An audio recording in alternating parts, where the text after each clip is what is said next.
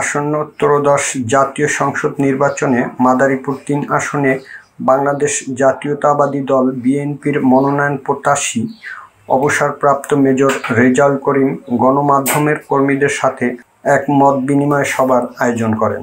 গত রবিবার ১৪ সেপ্টেম্বর বেলা ১২ ঘটিকার সময় মাদারীপুর জেলাধীন কালকিনি উপজেলার পূর্ব এনায়েতনগর ইউনিয়নের সমিতির হাট এলাকায় তার নিজ বাড়িতে কালকিনি উপজেলা ও মাদারীপুর জেলার কর্মরত বিভিন্ন গণমাধ্যম কর্মীদের সাথে মত বিনিময় করেন।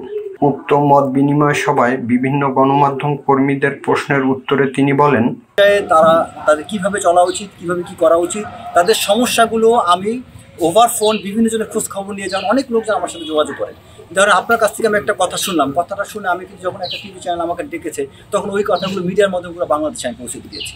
সো তৃণমূলপুর যে আমার এলাকা যারা আছে, আমি বাংলাদেশের জন্য কথা বলেছি পুরো মিডিয়াতে। আর আমার ফেসবুকে যেখানে আমার প্রায় অনেক ফলোয়ার আছে আমার এলাকার মানুষ, তার মাধ্যমে স্থানীয় আপনাদের মতো সাংবাদিকদের মাধ্যমে তৃণমূলের কাছে আমি অনেক সময় বার্তা পৌঁছে দিয়েছি। যেমন এই যে এলাকা যখন মারামারি হয়েছে, কাটাকাটি হয়েছে, এটা নিয়ে আমি লেখালেখি করেছি যে এই জায়গা জানি দীর্ঘদিন সেনাবাহিনীতে সার্ভিস দিয়েছেন, বাট সমাজ পরিবর্তনের জন্য আপনি রাজনীতিটাকে কেন বেছে নিলেন?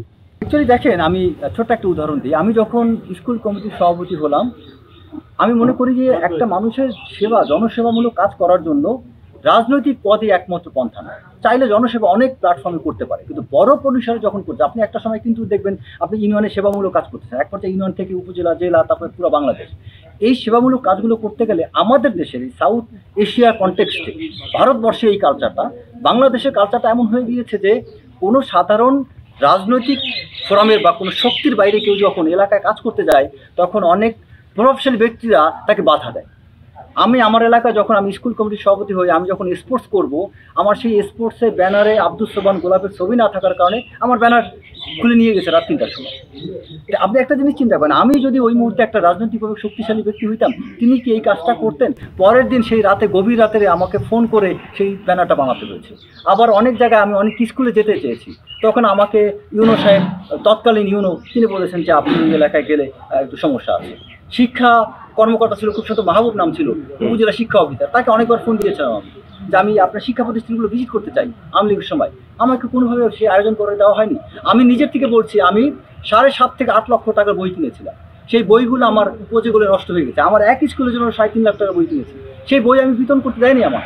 আমি শিক্ষা প্রতিষ্ঠানে যারা জিপিএ 5 পায়, পুরা মাদারীপুর কালকিনি উপজেলায় যত ছাত্রছাত্রী জিপিএ 5 পায়, আমি গত 5 বছর ধরে অনেকবার চেষ্টা করছি, যারা জিপিএ 5 পায় তাদেরকে আমি পুরস্কার দেবো, তাদেরকে আমি বক্তব্য দেবো, তাদেরকে মোটিভেশন করবো, যাতে তারা বিশ্ববিদ্যালয়ে ভালো কেরিয়ার, ভালো দিকে যেতে পারে। আমাকে কখনো কোনো জায়গায় কথা বলার, কোনো জায়গায় দেওয়ার, পুরস্কার দেওয়ার জন্য আমাকে সুযোগ করে দেওয়া হয়।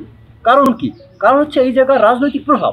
তো আপনি অ্যাকচুয়ালি পলিটিক্সটা আপনি দেখবেন আগের যুগে যারা ছিল, আপনার এক থেকে আজকে 70-80 বছর পূর্বে যখন ভারত বিভক্ত হয়নি, তখন সবচেয়ে শিক্ষিত ব্যক্তিগুলো কিন্তু রাজনীতিতে আসতো।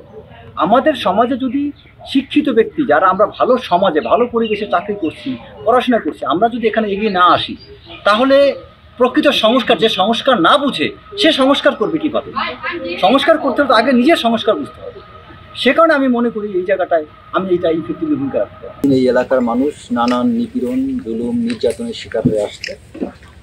আমি এই বিষয়গুলো আসলে সমাধান করার লক্ষ্যে বা এটার জন্য জনগণের কাছে যাওয়ার জন্য আমার কাছে মনে হচ্ছে পলিটিক্যাল একটা প্ল্যাটফর্ম এবং জনপ্রতিনিধিত্ব মূলক কোনো একটা অবস্থান ছাড়া আসলে ইফেক্টিভলি জনগণের জন্য অনেক কিছু করা যায় না। এই কারণে আমি আসলে এগিয়ে আসছি।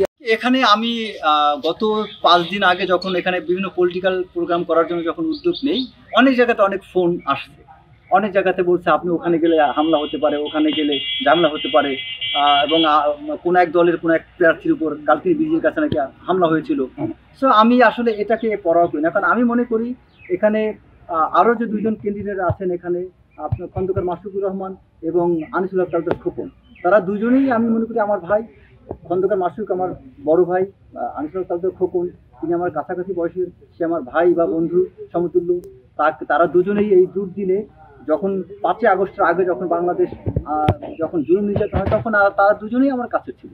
তো এখন 5 আগস্টের পরে কেন আমি তাদেরকে শত্রু ভাববো? আমার বিশ্বাস তারা অন্য কোথাও জায়গা করুক, আমার সাথে কোনো তাদের সমস্যা নেই।